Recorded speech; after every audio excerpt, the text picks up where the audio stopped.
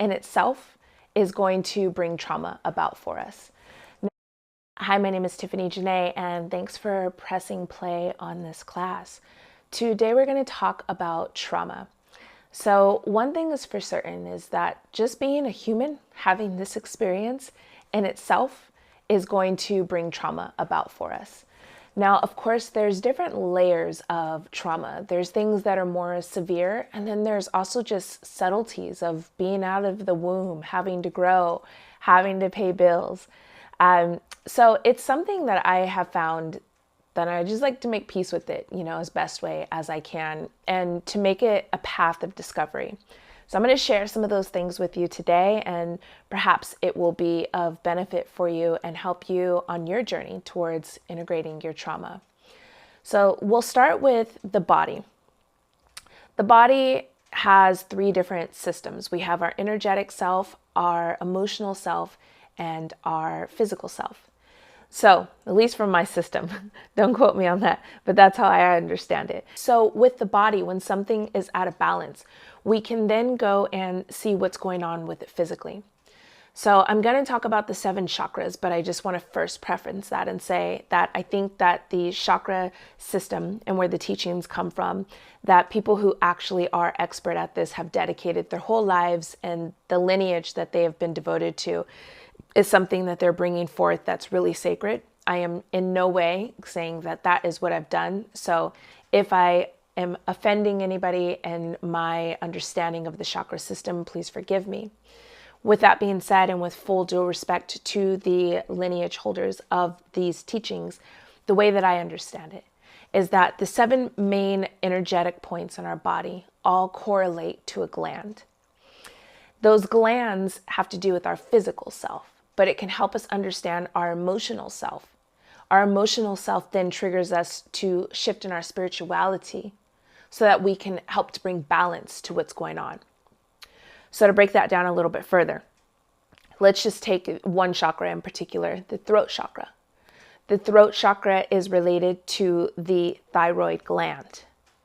So if there's something going on with the thyroid gland, what I would do is I would look at, how am I expressing myself? Am I feeling stifled? Am I afraid? Am I overly expressive and I'm almost like boastful? Where am I at with it? And is that something that I feel is imbalance? Because if there's an imbalance with the thyroid gland, then there is something going on with that particular chakra. There's something going on with my emotional self. And I may not catch it right away, but it is something for me to sit with and to learn from and just to be curious. So similarly, anything that's going on in the body, that's how I try to understand it. So there's a book that I love. It's by the author Louise Hay, and it's called Heal Your Body. I believe that's what it's called. And she goes into depth about every part of the body and the emotional self. So if you go and you say like, okay, let's say I stubbed my pinky toe. You could go in and look at that and it'll tell you like an emotional thing that's going on. So for instance, like the liver is correlated to anger. The lungs is grief.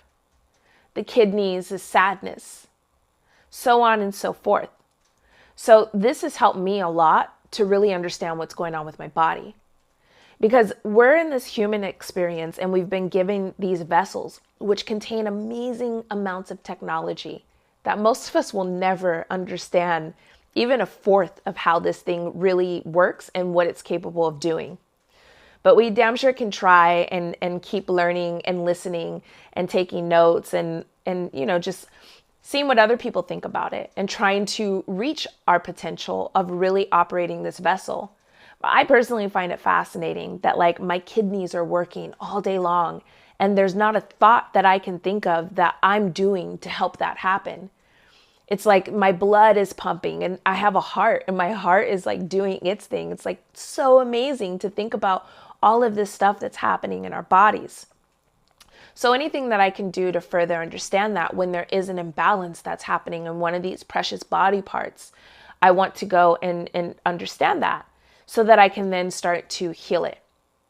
So for this class specifically, we are focused on, or our main focus is on our sexual organs. So we have the female genitalia and then also the male genitals, prostate, whole systems going on down there. When there's an imbalance happening there, when there's stored trauma in there, it usually speaks to something that has to do with our sexual selves and our sexual expression. I'll give you an example. So if a woman is experiencing heavy menstrual cycles, irregular cycles, if it's escalated to some sort of uterine or cervical cancer, something, more acute, I usually can sit down and talk to that person and understand their history of what happened sexually. Were you molested? Were you raped? Those are more traumatic type of experiences that are easy to find. But sometimes the imbalances in our sexual organs around our sexuality can be something that's subtle. Perhaps you have a history of attracting partners who don't really fully see you, who don't really invest in you, who abandon you, who abused you verbally, something like that, where it's subtle. And what I mean by subtle is that when we talk about molestation, let's say, or rape, those are things that aren't socially acceptable. So we can take people to court and there's big repercussions that come from those type of violations. So that's something that's more easier to spot. But now the subtle traumas that come about where maybe your partner was unkind to you all of the time in the words and never encouraged you and uses harsh language to communicate with you. You can't really go and take anybody to court for that. There's no offense for that. And someone might even call you sensitive for saying that bothers you. So these are subtle layers of trauma. But when they go unresolved, depending on how you're relating with that, it starts to manifest in the body. There's a blockage that comes in. It's almost like that trauma just starts out as something small, and then it grows and it grows and it grows and it parks itself in the part of the body that has to do with that emotion. And as we don't tend to it, the more it just grows. And then eventually it becomes so big that it starts shutting things down. So again, with the women, we have our womb space. Our womb space is this magnificent portal that is able to bring life from a whole different galaxy, wherever that being is coming from, wherever we came from. You're able to summons it with the seed of a man, mix your fluids together, plant that inside of the womb, and grow an actual human. Even when you're not manifesting on that level, that big of a level, you're still always manifesting and holding space for things because you are the fertile body. I like to think of the womb as the magical genie. You just have this magical genie that you're rolling around with all of the time that's there ready to take your wishes. And then you give it the wishes, it starts to cultivate that, nourish it, and you're always doing that. I think that's part of what makes us as women magical.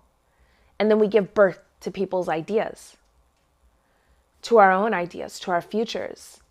That's something really divine. It's also really divine to be the seed holder, to be the one that contains that sacred fluid in that form, and to be able to plant it inside of something, and that seed then grows into, whatever your wildest dreams are, even if that's a child.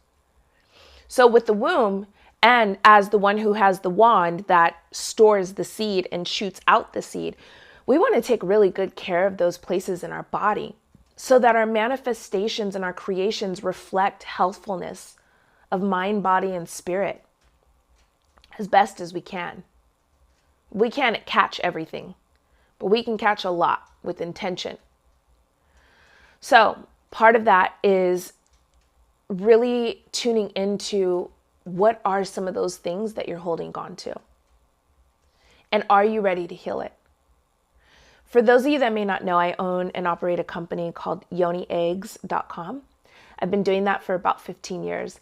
It started out as me just simply wanting to learn about my own body. And then it took me on this journey where I really got to learn about my body and thousands of other people's around the world too. It's been a magnificent just self-discovery project that I have been chosen to be a part of. So with the yoni eggs, I usually offer between like 10 to 13 different ones. And people will come to me and they'll say, well, where should I start? Which one's the best one to start with? And my answer is always like, wherever you want to. Because there has to be a willingness to decide that you're ready to heal something. There's no brochure and there's no program that's going to say like, oh, you're ready to heal trauma? Start here. This is the best formula. So for example, I have a red jasper, right? Red jasper is all about like sexual empowerment and confidence and activation. And so what if I made that the standard and I'm like, okay, you're ready, you want a yoni egg. Okay, then the first one you have to do is activate yourself sexually. All of that sexual trauma, you're ready for it. Here you go. Do it. And that person might be like, I was thinking something more like, I don't know, what's that pink one do? Like, oh, the rose quartz. You want to tap into your feminine essence. Okay. You feel like you have an imbalance in your masculine energy. That's what you're ready for. Fantastic. So there's no right or wrong answer. It's all about what do you feel like. I call it the docket. So there's all kinds of things going on in my processing center. But once something hits the docket, meaning it's on the conveyor belt, it's ready to be served up to me to heal. That's the one that I know that is what I need to work on right there. Because there's a willingness, there's an acceptance, and there's also me just feeling like ready to take those things on and lean into the discomfort, lean into the unresolved trauma. So the other thing I wanted to say about trauma is that when trauma is not healed, it manifests as triggers. And then triggers manifest as reoccurring situations. So if you are experiencing anger, let's say for something that happened to you a long time ago, every time, and it's going to keep happening because this is just how it's the great cosmic joke, like we keep attracting what triggers us until we don't have that trigger anymore. I didn't make it up. I'm subjected to it too. So we keep finding ourselves in the same exact scenarios. We're recreating these things, or the universe is recreating these scenarios to give us an opportunity to approach that from a different perspective. And those are called our triggers. So to remove the trigger, again, you have to lean into it and really get curious and ask questions. Another resource that I use, there's an emotions wheel. You can look it up online, emotions wheel or feelings wheel. And that helps me get context. It gives me vocabulary to be able to express what I'm feeling in my body. So I'm not just pissed. I'm not just irritated. There's something else going on deeper. And I don't always have the language for that. So that's how these resources help me to find the language to develop it. So I keep one printed out. I regularly work with it, and I might just take a word and be like, ooh, okay, irritation. Let me just keep that on my mind and see, how do I express irritation? What triggers it? How does it express itself? Can I identify where I feel it in my body? And then now that I'm familiar with it, when did that start? When did I start being like that? What story is attached to that emotion? And am I ready to heal that? So this really helps with identifying triggers. Another good book for that is The Nonviolent Communication. I think that's a fantastic book to be able to express your emotions and to communicate better.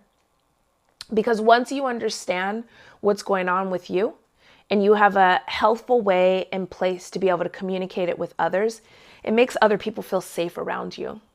So for instance, if you are going through a bout where you feel angry because you got embarrassed, because you felt inadequate, and that made you feel insecure, you could actually express that to someone. Like, hey, I'm feeling really angry right now. That moment just triggered something inside of me. and it made me feel really insecure. And I need to sit with that. So I'm going to dismiss myself, and I will get back to you in 24 hours, or give me a few days. So then that person can be like, oh, damn, thanks for letting me know. I had no idea. I thought it was just a joke, or I didn't realize it would affect you that way, but I understand. Take your time. I'll be here when you're ready. So this helps us with our relationship so that we're not adding on more trauma as we're dealing with our past trauma.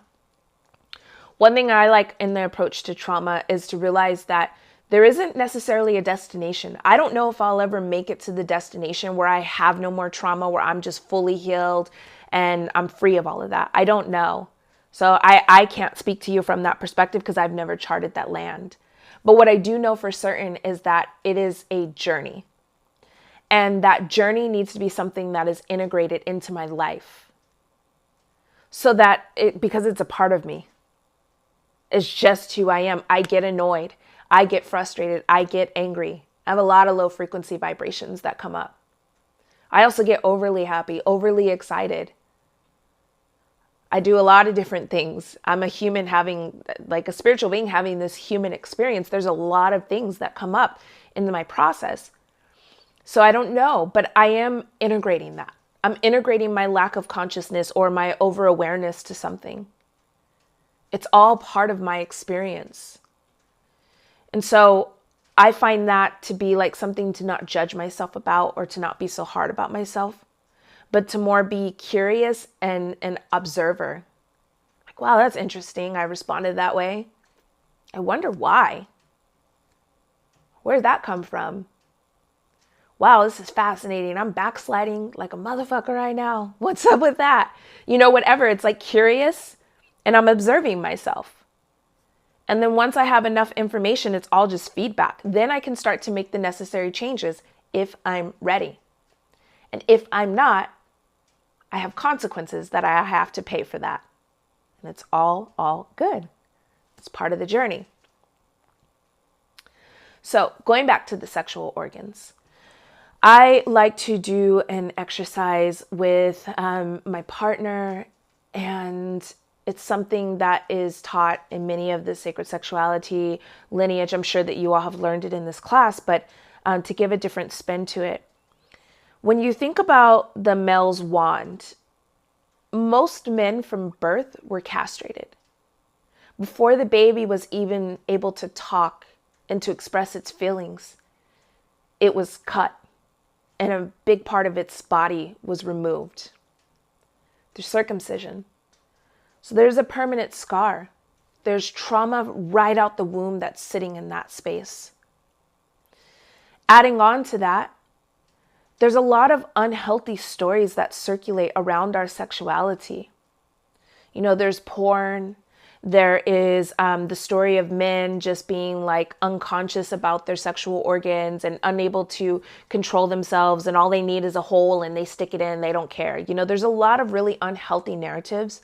Or a woman who enjoys pleasure is a whore or a slut. And so we integrate that. Even if you came from a religious background, like that stuff is trauma that sits inside of your psyche. And we're dealing with that. And perhaps you've made decisions that have perpetuated that narrative. And there might be some shame in there, but let's release that. So knowing that that's what's going on, when you touch your partner's womb space, yoni, lingam, wand, prostate, touch it like you were touching something with the deepest intention of bringing healing energy. Touching it to release some of that stored up trauma. At least believe you can. So as you're massaging your partner's lingam, you know, massage it and knead it and speak to it. I release that. I'm sorry you had to go through that. You definitely deserve better. I love you. I see you. You're powerful. Wow. All of the great things that you can do with this powerful tool. May you know that. May you use it responsibly. As you're massaging the yoni, you are so fertile and magnificent. You are the carrier and nourisher of life. Your power is boundless. And sometimes we speak these things, and sometimes we just have the intention. And through the intention, we manifest that in the touch, and it's conveyed through our energetic bodies. So we're all just helping each other heal along the way. And again, learning to have context and verbiage for what you're going through and to take the time to express yourself sets you free. And it sets the people who are relating with you free. So I hope that all of this was helpful to you. And I am holding you in my vision to feel more healed on your journey, to feel more nourished, at least comfortable, and at least find these magical, nourishing spaces along the way. And if I had to say something that's really cool about, I'll speak for myself, my trauma brought me here. My trauma introduced me to Jocelyn. My trauma built me $100,000+ business a year.